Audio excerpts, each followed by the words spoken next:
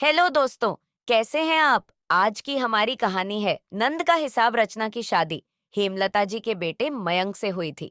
रचना अपने ससुराल जा चुकी थी। रचना के ससुराल में उसके साथ हेमलता जी, पति मयंक, एक कुंवारा देवर अरुण और एक शादीशुदा नंद थी, जिसकी शादी उसी शहर में हुई थी। मयंक पूरी तरह से अपनी माँ हेमलता जी और शादीशुदा बहन मंजू के कहे अनुसार चलता था। रचना को ऐसा लगता था कि मयंक को अगर एक गिलास पानी भी पीना होता था तो वह माँ के आदेश देने पर ही पीता है। नंद मंजू तो 4 कदम आगे थी। वह रचना का पूरा हिसाब रखती थी। अगर रचना एक बिंदी भी खरीदने के लिए पैसे अपने पति मयंक से मांगती थी तो उसका हिसाब मंजू को देना होता था। और फिर उसका कहना होता था, अभी अभी तो शादी हुई है और ये सब खत्म हो गया। रचना बेचारी चुप रह जाती। रचना अच्छा खासा दहेज लेकर आई थी, लेकिन फिर भी बात बात पर रचना के साथ हेमलता जी और ननद रानी मंजू और देवर अरुण उसको ताना मारा करते थे। रचना दहेज में एक ऐसी भी लाई थी जो कि उसकी मम्मी पापा ने रचना के कमरे के लिए दिया था, लेकिन सासू माँ और नंद का कहना था, क्या देवर अरुण के कमरे में ऐसी नहीं लगेगा? जब ऐसी देना था तो दोनों भाइयों के लिए देते, मेरा छोटा बेटा ऐसी के बिना रहेगा। उन लालची लोगों को समझ नहीं आता था कि इंसान अपनी बेटी को भी दे और अपने दामाद के छोटे भाई के लिए भी दे। खैर, रचना के प्रति मयंक का तो और बुरा हाल था।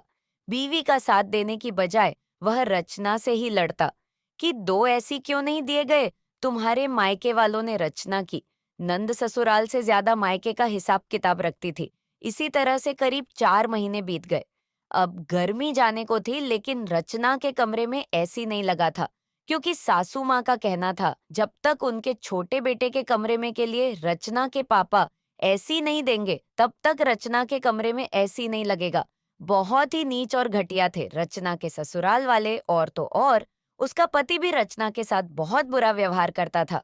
और इन सबों में सबसे अधिक सातिर थी रचना की ननद।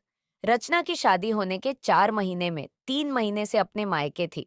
जब तब भी मंजू रचना की शादी में मिली हुई साड़ी और मेकअप लेकर बैठ जाती और जो कुछ भी उसे पसंद आता हर बार ले जाती। इस पर उसकी माँ और भाई बोलते, हाँ ले जाओ, वैसे भी इसके पास तो इतना है और मेकअप करने के लिए भी तो शक्ल होनी चाहिए, जो कि गवार के पास है ही नहीं। तो यह मेकअप लगाकर क्या करेगी? और उल्टी सीधी बातें करके हंसने लगते और रचना का मजाक बनाते। रचना सब कुछ बर्दाश्त करती थी, क्योंकि उसकी माँ ने सिखा रखा था कि ससुराल में शुरू शुरू में काफी कुछ बर्दाश्त करना पड़ता है। उसके बाद धीरे धीरे सब कुछ ठीक हो जाता है। रचना अगर कभी अपने मम्मी पापा से फोन पर बात करती तो सारा परिवार मिलकर उसकी बातें सुनते और उसे ज्यादा देर बात भी नहीं करने देते। बहुत परेशान हो गई थी। मंजू ससुराल चली जाती तो भी घंटे मयंक से फोन पर बातें किया करती थी और रचना की एक एक चीज का हिसाब लिया करती थी। और मयंक बहुत आराम से सारे हिसाब दिए करता था और जैसा बहन समझती थी वैसा ही रचना के साथ करता भी था। इसी बीच रचना गर्भवती हो गई। अब तो रचना के लिए और मुश्किल बढ़ गई। उसे बहुत उल्टियां आती थी, लेकिन फिर भी सासू माँ और नंद का कहना था कि यह तो हर औरत को झेलना पड़ता है। तुम कोई पहली औरत नहीं हो, इसलिए सारे काम तो तुम्हें पहले की तरह ही करने पड़ेंगे। रचना कितनी बार उल्टियां करती है, इस तक हिसाब अपने माँ और भाई से फोन पर ले लिया करती थी और साथ में यह भी बोला करती थी, ड्रामा करती है तुम लोगों को दिखाने के लिए कि मैं कितनी तकलीफ में हूँ। उसके इस नकली ड्रामे के चक्कर में मत आना, नहीं तो कोई काम नहीं करेगी और चुपचाप कमरे में आराम करेगी और बुढ़ापे में माँ को सारा काम करना पड़ेगा। भला कोई उल्टी करने का ड्रामा कर सकता है क्या? लेकिन मंजू ने मयंक को समझा रखा था कि दिन में अगर 2 बार से अधिक उल्टियां होती हैं तो समझ लो ड्रामा कर रही है। और मयंक उसी को सच मानता था और रचना को दिन भर घर के कामों में लगाए रखता था। रचना की हालत बहुत खराब हो चुकी थी, लेकिन फिर भी वह लोग उसे मायके नहीं जाने दे रहे थे, क्योंकि मन्नू ने मयंक को समझा रखा था कि यह मायके जाएगी, यहाँ की बुराइयां करेगी कि हमने इसके साथ गलत व्यवहार किया है, इससे हमारी बदनामी होगी, जबकि हमने कुछ भी गलत नहीं किया है। इसे अपने घर के रंग में ढालने के लिए थोड़ा कड़ा रहना जरूरी है, इसलिए सब मायके मत भेजो। लेकिन जब आखिरी महीना आ गया और रचना के सास को लगा कि बच्चा अब कभी भी हो सकता है और उन्हें सारी देखरेख करनी पड़ेगी। तो आखिरी के 15 दिन पहले उन्होंने रचना को मयंक के साथ में मायके भिजवा दिया, क्योंकि बहू तो सिर्फ घर के फर्ज निभाने के लिए और जिम्मेदारियां निभाने के लिए होती है, और बहू के प्रति जो जिम्मेदारियां होती हैं वह ससुराल वालों की नहीं होती, वह तो उसके मायके वालों की होती है। जब मायके गई तो मायके में उसकी हालत देखकर उसकी मम्मी और पापा की आंखों में आंसू आ गए। इतने कमजोर हो चुकी थी। मायके में रचना का बहुत ख्याल रखा गया और फिर उसके बाद उसने एक प्यारी सी बेटी को जन्म दिया। अब ससुराल वालों ने एक नया ताना मारना शुरू कर दिया और बोलने लगे, कैसी लड़की है, हमारे खानदान की परंपरा तोड़ दी। हमारे यहाँ तो पहला बच्चा बेटा होता है। मेरा पहला बेटा मयंक था, उसके बाद मंजू हुई, उसके बाद अरुण, और हमारे खानदान में सबको पहला बच्चा बेटा ही हुआ है। यहाँ तक कि मेरी बेटी मंजू को भी पहला बच्चा बेटा ही हुआ है। डिलीवरी के तुरंत बाद नंद के इतनी ढेर सारे ताने उसे सुनने को मिलने के साथ हेमलता जी को पता था कि अगर अभी रचना को ससुराल ले गए तो कुछ दिन तो उसकी सेवा करनी ही पड़ेगी, और पर ससुराल में बहू की सेवा भला कौन करेगा। इसलिए रचना को मायके में ही रहने दिया और डिलीवरी को 1.25 महीना हो गया। तो सासू माँ को लगा कि अब रचना थोड़ा बहुत काम करने लायक हो गई होगी। मयंक को भेजकर जबरदस्ती रचना को ससुराल बुला लिया गया। इतनी कमजोर है, बच्चों को 4-5 महीने का हो जाने दो, तब ले जाना। लेकिन मयंक कहाँ मानने वाला था। माँ बहन ने उसे पूरा सिखाकर भेजा था। रचना बच्चे को लेकर ससुराल आ गई। ससुराल में रचना के ऊपर पहले की तरह सारे काम की जिम्मेदारी डाल दी गई थी। रचना जैसे तैसे घर के कामों को करती थी। सासू माँ बच्ची को भी नहीं पकड़ती थी, बच्चे रोती रहती थी। रचना बच्ची और घर संभालते संभालते बेहाल हो जाती थी और बच्ची को गर्मी लगती थी और रात रात भर रोती थी। लेकिन मयंक से कहा कि ऐसी पड़ी हुई है जो क्योंकि शादी में मिली है, उसे कमरे में लगवा दो, मेरे लिए ना सही अपनी बेटी के लिए लगवा दो। रात भर गर्मी से रोती है। तो सासू माँ और मंजू बोली, हिम्मत कैसे हुई तुम्हारी ऐसा बोलने की, जब हमने पहले ही बोल दिया है कि जब तक हमारे छोटे बेटे के कमरे के लिए तुम्हारा बाप ऐसी नहीं देगा या ऐसी कहीं नहीं लगने देंगे। अगर कोशिश भी की ना, मैं अभी के अभी इसे केरोसिन डालकर जला दूंगी। अब रचना की बर्दाश्त से बाहर हो गया और उसने बोल दिया, क्यों देवर का ठेका मेरे पापा ने ले रखा है, देवर के ससुराल से नहीं मिलेगा। क्या ऐसी पहली बार आज रचना ने जुबान खोली थी, क्योंकि अब हद से ज्यादा हो चुका था। लेकिन मंजू ने तुरंत मयंक को इशारा किया कि अगर आज तुमने इसका समाधान नहीं किया तो यह आगे तुम लोगों के सर पर चढ़कर नाचेगी। और मयंक ने एक जोरदार तमाचा रचना को लगाया। रचना को यकीन नहीं हुआ कि मयंक उसके ऊपर हाथ उठा सकता है। उसके बाद मायके छोड़ आया और रचना की मम्मी पापा से बोला, अपनी बेटी को अपने पास रखो। रचना के माँ बाप को समझ में नहीं आया। मयंक के जाने के बाद रचना ने जब सारी बातें बताई तो उसकी मम्मी पापा को बहुत दुख हुआ और उन्हें लगा उनकी बेटी बहुत गलत घर में फंस चुकी है। पर अब कर क्या सकते हैं, और अब तो एक बच्चा भी हो चुका है। खैर, रचना ने भी कुछ दिनों तक मयंक को फोन नहीं किया। कुछ दिनों के बाद रचना का दिल नहीं माना और उसने मयंक को फोन किया, तो मयंक ने ठीक से बात नहीं की और बोला, मंजू ने तुमसे बात करने के लिए साफ मना किया है। अगर मैं तुमसे बात की तो मंजू और माँ दोनों को बहुत बुरा लगेगा, और तुम तो हो ही बदतमीज। मंजू ने सही बोला था। अगर मैं तुम्हारी बदतमीजी सहता रहूंगा तो तुम सर पर चढ़कर नाचोगी। मयंक को समझ नहीं आता था।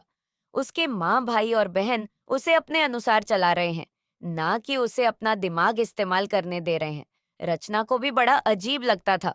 माँ का तो तब भी समझ में आता था, बहन मंजू क्यों यह सब कर रही थी मुझे समझ नहीं आता था।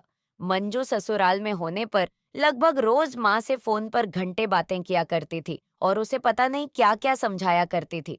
कौन से भाई बहन रोज घंटों घंटों फोन पर बात करते हैं, वह भी शादीशुदा भाई बहन। मंजू मयंक के एक एक काम के हिसाब लेती थी। एक बात और, रचना ने फोन पर यहाँ तक सुना था कि मंजू रचना के पीरियड्स के डेट का हिसाब तक ले रही थी। बहुत गुस्सा आया था रचना को। यह कैसे भाई बहन हैं कि भाभी की एक एक चीज भाई से जाननी होती है। कोई शर्म लिहाज नहीं, सिर्फ इसलिए कि अपनी भाभी की जिंदगी खराब करनी है और घटिया औरत है। रचना को यह भी पता था कि मंजू इतनी बदतमीज है कि उसने अपने ससुराल में भी सबका जीना हराम करके रखा हुआ है और अपने पति के साथ पूरे घर में अपना हुक्म चलाती है। ससुराल में किसी की हिम्मत नहीं होती मंजू से लड़ने की, और यही हाल उसने मायके में भी कर रखा है। मयंक को पूरा अपने कब्जे में कर रखा है। अगर मंजू मायके में होती थी तो उसके बेडरूम में ही बैठी रहती थी ताकि पति पत्नी करीब ना आ पाए। और अब तो रचना खुद अपने मायके आ चुकी थी मंजू की मेहरबानी से। लेकिन अब रचना भी ऐड गई थी कि जब तक मयंक खुद उसे लेने नहीं आएगा तब तक मैं अपने ससुराल नहीं जाएगी। रचना के माँ बाप भी रचना का दुख समझते थे, इसलिए वह ससुराल जाने के लिए उसके साथ कोई जोर जबरदस्ती नहीं कर रहे थे। जितना तुम सहन करोगी उतना तुम्हारे ससुराल वाले तुम्हारे ऊपर अत्याचार करते रहेंगे, इसका जवाब तो देना बनता ही है। करीब 1 साल का वक्त बीत गया। रचना अभी तक मायके में ही थी। बेटी भी लगभग 10 महीने की हो चुकी थी। अब रचना को ज्यादा मायके में रहना अच्छा नहीं लग रहा था, क्योंकि जो जिम्मेदारी मयंक और उसके परिवार की थी, पर जिम्मेदारी रचना के मम्मी पापा निभा रहे थे। मंजू ने मयंक को समझा रखा था, यह बोलकर कि अगर तुम अभी रचना को लेने जाओगे तो जिंदगी भर तुम्हारे सर पर नाचेगी। इससे अच्छा ऐसी पत्नी से छुटकारा पालो और किसी अच्छी लड़की से शादी कर लो। मंजू ने अच्छे से मयंक का ब्रेन वॉश किया। मयंक ने तलाक के कागज रचना को भेज दिए। तलाक के कागज देखकर अब रचना को समझ में आ चुका था कि अब घी सीधी उंगली से नहीं निकलेगा, अब उंगली टेढ़ी करनी पड़ेगी। अब तक हम लोग चुप थे और इसका इन लोगों ने बहुत फायदा उठा लिया। इन लोगों ने मेरे साथ बहुत अत्याचार किए हैं, मुझे खाना तक नहीं दिया, भूखा रखा है, मेरे ऊपर हाथ उठाया है, मानसिक परेशानी दी है, कोई कमी नहीं छोड़ी है, मुझे सताने में ऊपर से शादी के बाद भी काफी दहेज लिया है और अभी इनको तलाक चाहिए। अब मैं इन्हें जवाब दूंगी और इन्हीं के भाषा में दूंगी। रचना के माँ बाप को समझ में नहीं आया कि रचना क्या करने वाली है। रचना ने सीधा अपने नंदोई को फोन लगा दिया और बोली, अपनी बीवी के ऊपर जोर नहीं चलता तेरा। नंदोई ने बोला, ये कैसी बातें कर रही हो आप? रचना ने ऐसा बोला, ज्यादा नौटंकी करने की जरूरत नहीं है। तेरी बीवी से अपना घर तो संभलता नहीं है, मायका संभालने चली है, भाई का घर संभाल लेगी। और तू कैसा पति है कि तेरी पत्नी ससुराल से ज्यादा मायके में दिमाग लगाती है, और तेरी औकात नहीं पत्नी को घर में रखने की, बल्कि उसके पीछे पीछे उसके मायके में पड़ा रहता है। रचना ने बहुत गंदे तरीके से अपने नंदोई से बात की और नंदोई ने भी गुस्से में बोला, अपनी जुबान पर लगाम लगाओ। रचना बोली, अभी तक तो जुबान पर लगाम लगा रखी थी, अब जाकर तो मेरी जुबान खुली है। अब देख तेरी बीवी और तेरा क्या हाल करती हूँ। और साथ ही साथ तेरे प्यार ससुराल वालों का बहुत शौक है ना, तेरी बीवी को मायके का हिसाब किताब रखने का एक एक हिसाब किताब ना निकलवाया तो उसका तो कहना अब मैं सीधा थाने जा रही हूँ रिपोर्ट करने, और मेरी रिपोर्ट में सबसे पहले नाम तेरा और तेरी बीवी का रहेगा। मेरी जिंदगी खराब करके रखी है। तुम लोगों ने भले तुम लोग सब जमानत पर छूट जाओ, लेकिन कम से कम 1-2 दिन तो पुलिस की ऐसी लाठी पड़वाऊंगी, इतना पिटवाऊंगी कि जिंदगी भर याद रखोगे, जिंदगी भर सही से चलने लायक नहीं बचोगे। नंदोई को अब थोड़ा डर लगने लगा। उसने बोला, मंजू ऐसा क्यों करेगी, आखिर वह मयंक की बहन है। रचना ने बोला, बहन है तो बहन बनाकर है ना, पत्नी बनने की कोशिश क्यों कर रही है? 24 घंटे में से 10 घंटे तो फोन पर बातें करती रहती है, बाकी वक्त मायके में पड़ी रहती है। यह कौन सा भाई बहन का रिश्ता है? मैंने तो कभी नहीं देखा ऐसा भाई बहन का रिश्ता। मुझे तो ज्यादा में एक बहन से पत्नी का रिश्ता निभाते हैं ऐसा ही दिखता है। जो रिश्ता एक पत्नी निभाती है वह रिश्ता एक बहन निभा रही है। रचना बहुत गुस्से में थी और उसे उसने बोलते बोलते मर्यादा की सारी सीमाएं लांघ दी। बहन है तो बहन बनाकर मायके आए और जाए मायका संभालने, और मायके के मालकिन बनने की कोशिश क्यों कर रही है? नंदोई ने बोला, आप शांत हो जाओ, मैं बात करता हूँ। रचना ने बोली, कोई जरूरत नहीं है बात करने की। आप तो तुम लोगों को सीधा तुड़वाऊंगी और इतना तुड़वाऊंगी कि तुम्हारी 7 पूछते याद रखें। तुम लोग इस गुमान में हो ना कि अगर मैं कोई केस मुकदमा करूंगी तो सालों कैसे चलेगा। मैं थक जाऊंगी, हार जाऊंगी और तुम लोग चैन की बंसी बजाओगे, ऐसा कुछ नहीं होगा। अच्छी खासी पढ़ी लिखी हूँ और आराम से मुझे कोई भी नौकरी मिल जाएगी और मेरी मम्मी इतना तो कह नहीं देंगे कि मेरी बेटी को संभाल लेंगे। मैं अपना और अपनी बेटी का खर्च में बहुत आसानी से चला लूंगी और मेरा घर इतना बड़ा तो है ही कि आराम से कमरे में अपनी बेटी को लेकर रह सकूं। लेकिन तुम लोगों को रगड़ करने रख दिया, तो मेरा नाम बदल देना, तैयार हो जाओ अपनी नई जिंदगी के लिए। रचना के धमकी सुनकर उसका नंदोई डर गया और अपने साल में उनका रचना और उसकी बातों की रिकॉर्डिंग भेजी और संभल जाओ, नहीं तो तुम्हारे साथ साथ तुम्हारी बीवी हमें भी जेल की चक्की पिसवा देगी। तुरंत जाकर अपनी बीवी को अपने घर ले आओ और अपनी बीवी को तो मैं संभाल लूंगा। अपने जीजा की बात सुनकर मयंक भी डर गया और अपनी बहन मंजू से बोला, दीदी अब क्या करना चाहिए? अपने पति की बात सुनकर मंजू भी डर जाती है और कहती है, रचना को लाने के अलावा अब हमारे पास कोई रास्ता नहीं है। तुरंत ही जाकर रचना और उसकी बच्ची को ले आओ। इससे पहले बैठने में जाकर हमारे खिलाफ रिपोर्ट दर्ज करके मयंक तुरंत ही अपने ससुराल चल रचना और अपनी बेटी को लेने के लिए निकल जाता है और अपने ससुराल पहुंचकर रचना और उसके माँ बाप से माफी मांगता है। अब उसे समझ में आ चुका था कि किसने क्या गलती की है और उसकी गलती की उसे क्या सजा मिल सकती है।